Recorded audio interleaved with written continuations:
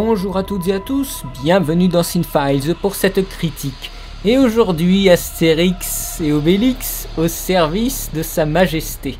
Un film sorti en 2012, un film réalisé par Laurent Trirard, qui avait fait avant Le Petit Nicolas. C'est avec Gérard Depardieu, Édouard Baird, Fabrice Luchini, Vincent Lacoste, etc., etc. Il y a quand même beaucoup d'acteurs connus dans ce film.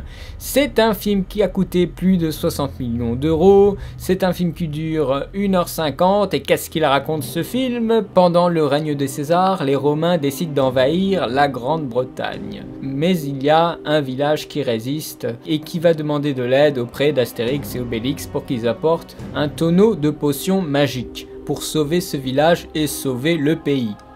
Ce film, c'est de la merde. Vraiment, ça me fait du mal de le dire, parce que bon, c'est quand même un film français qui a coûté très cher, mais c'est de la merde, malheureusement. Premièrement, l'univers de ce film est extrêmement kitsch, artificiel. Ça sent le carton-pâte, le polystyrène à plein nez. On n'y croit pas du tout, et donc on reste constamment à distance par rapport au film.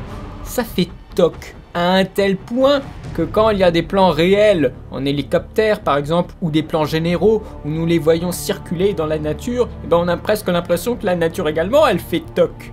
Il y a une mise à distance totale du spectateur, avec des phrases par exemple comme « ce sont les aventures d'Astérix ». Vraiment, on nous met de la distance là, et comment voulez-vous qu'on soit dedans? Donc au niveau de l'immersion, ça n'existe pas dans ce film. On est un peu sorti du film, et ça c'est jamais très bon, justement pour avoir de bonnes sensations. Il n'y a pas de sensations dans ce film, hein. C'est plat comme une assiette. Il y a une scène qui aurait pu relever le niveau, mais c'est pas le cas, c'est la scène du stade, avec le jeu, avec ces équipes qui vont essayer de marquer des points et tout ça. Dans la bande dessinée, c'était très bien fait, dans le dessin animé, c'était bien, et bien là, c'est nul, bien entendu. Le décor est pas terrible, et je trouve que les gabarits des joueurs dans la scène du stade, c'est pas comme dans la BD, où on montre qu'ils sont tous construits de la même façon, c'est des espèces de grosses armoires à glace, et là, c'est pas du tout le cas, donc c'est malheureusement très décevant. Les effets spéciaux, ouais, bon, c'est pas folichon. Il y a par exemple cet effet de potion magique qui est bien, mais que je trouve pas trop réussi, cette espèce de projection qui sort du corps. C'est peut-être apparu dans les dessins animés, je suis plus sûr, mais en film ça rend pas très bien. J'ai l'impression que c'est un effet vraiment spectaculaire qui a dû mettre longtemps à être calculé, mais finalement pour pas grand chose. Je l'ai pas vu en 3D, donc je pourrais pas vous le dire, mais je pense pas que la 3D puisse casser des briques non plus. Avec tout ça, moi je me pose vraiment des questions. Où est passé le budget? Où sont passés les 60 millions d'euros? Eh bien à mon avis, et il faut pas chercher très loin, ce sont les acteurs qui ont tout bouffé. Astérix, ça va, Édouard Baird s'en sort correctement. Obélix, à mon avis, Gérard Depardieu l'a accepté juste parce qu'il y avait une scène où il était bourré. C'est un peu méchant, bien entendu, mais bon là, c'est juste pour le pognon. Il se décarcasse pas plus, parce qu'il n'y a pas grand chose dans le scénario pour se décarcasser.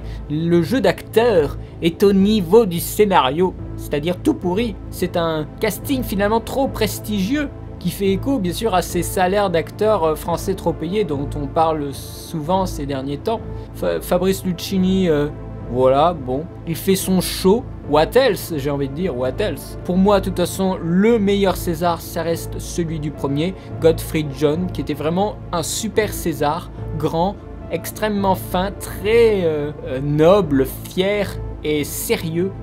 Danny Boone, comme s'il avait passé des gagnés d'argent, il arrive là en normand. Alors oui, alors les normands c'est n'importe quoi. On trouve une excuse à 2 francs, c'est même pas 2 euros, à 2 francs pour les faire intervenir dans le film, et ils servent à rien. À rien. Si, ils pourraient servir éventuellement à faire gagner 10 minutes dans le film, ils servent vraiment à rien, ils ne font pas peur, ils ne sont pas massifs comme on pouvait avoir les Nordiques dans Pathfinder, du coup, qui est un film américain, mais alors là, on avait vraiment l'impression que les Normands étaient des espèces d'énormes masses de 2 mètres, c'était vraiment super impressionnant, et là, mais c'est minable, quoi. Et les costumes, je vous en parle même pas, et surtout la scène où ils apparaissent, alors là, c'est encore plus n'importe quoi, hein. C'est une dédramatisation totale, on s'emmerde. Je crois qu'il faut vraiment se poser la question de pourquoi on va aller voir ce film. parce qu'on ne va pas aller voir ce film pour se marrer. Ce n'est pas drôle. Il y a quelques blagues, mais c'est même pas intéressant. Il y a beaucoup de clins d'œil à des films comme Pirates des Caraïbes, 300, Star Wars, mais c'est un petit peu vulgaire. À part Star Wars, la scène avec la référence à Star Wars, ça c'était pas mal. Assez surprenant d'ailleurs ce culot, c'est d'ailleurs peut-être le seul truc bien dans le film, hein. C'est assez décevant au niveau de l'humour. Ah, il y a encore 2 autres acteurs, il faut que j'en parle parce que ça c'est pas possible. Il y a celui qui joue Goudurix, c'est Vincent Lacoste qui joue donc le jeune, mais il joue mal, mais mal, et ce n'est même pas drôle. Alors, si son personnage a plu aux jeunes générations, alors on est vraiment dans un monde de merde, hein. Georges Abitbol, il avait tout compris, hein. Et la deuxième personne, c'est Catherine Deneuve. Qu'est-ce qu'elle fout dans ce film? Elle joue la reine d'Angleterre, à cette époque. What the fuck? C'est exactement ce qu'a dit le daron dans sa critique. What the fuck? À cette époque, la Grande-Bretagne, c'était exactement comme en Gaule. Il y avait des tas de petits chefs. Et c'était des chefs, c'était pas des cheftaines. Donc c'est juste pour qu'elle ait un rôle, parce qu'il y a la reine d'Angleterre aujourd'hui. Alors voilà, on met une reine d'Angleterre. C'est complètement pourri, quoi. Ça ne se prend vraiment pas au sérieux. Et donc en gros, c'est une déconnade de 60 millions de dollars, hein. Les Monty Python, ils avaient fait mieux pour moins que ça, donc voilà. Débloquer 60 millions de dollars pour faire un truc où il n'y a même pas un petit peu d'enjeu, parce que ça sert à rien de nous donner des espèces d'effets de suspense. Oh là là, est-ce qu'ils vont y arriver? Tu t'en fous complètement. Voilà, et je trouve que c'est complètement... Mais c'est terrifiant. Ce film est terrifiant de nullité. Mais c'est complètement fou de penser que il y avait un tel budget pour un film aussi mauvais.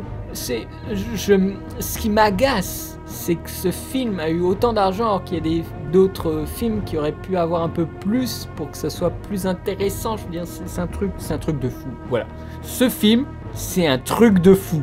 Il y a aussi un autre truc qui est complètement fou dans ce film, c'est que ils vont aller en Angleterre, donc rencontrer des Anglais et tout ça. Ils ne prennent pas des acteurs anglais pour jouer les Anglais. Ils prennent des acteurs français pour jouer les Anglais, avec un faux accent british. C'est là qu'on voit clairement que c'est la production franco-française. On n'ose pas aller chercher de véritables acteurs anglais pour voilà, donner la réplique aux Français. Non, non, non, bien sûr, ce serait beaucoup trop compliqué. Alors, on fout des Français avec, voilà, et on se cantonne à ça. C'est fait tellement artificiel, ça reste dans cette optique. C'est très étrange. On a fait du chemin depuis le premier quand même. J'ai presque envie de dire que c'est un nanar de classe A. C'est-à-dire un nanar, mais avec un budget de film de classe A.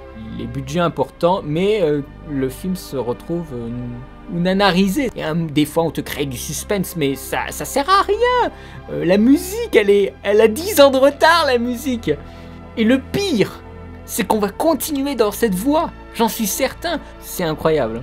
C'est là qu'on voit que c'est vraiment pour les enfants ou à voir en famille, mais au niveau du cinéma français et du patrimoine et de ce qu'on va penser du cinéma français dans 20 ans, du cinéma français de cette époque, mais c'est de l'argent gaspillé, mais gaspillé à un point, mais c'est pas possible, c'est ringard. C'est pour ça que moi je suis obligé,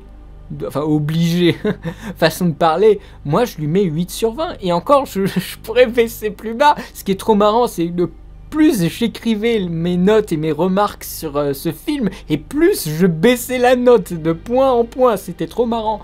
Mais bon, c'est un avis rapide que je vous donne là. Je vais pas m'étendre plus loin sur le film, mais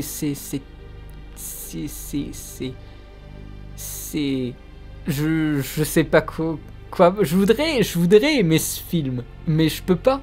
C'est impossible.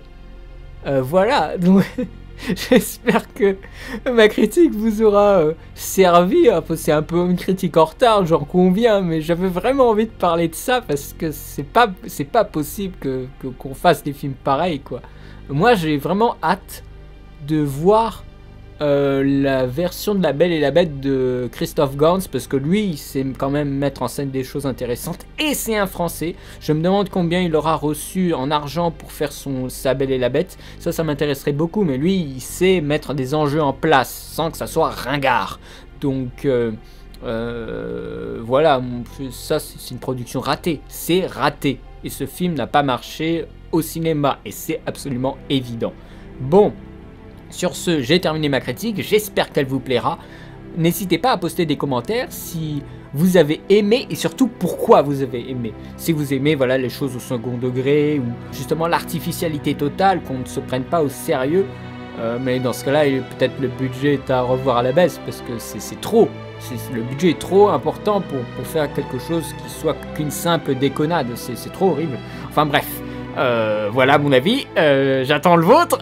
Et je vous dis à très bientôt pour de nouvelles vidéos. Allez, salut!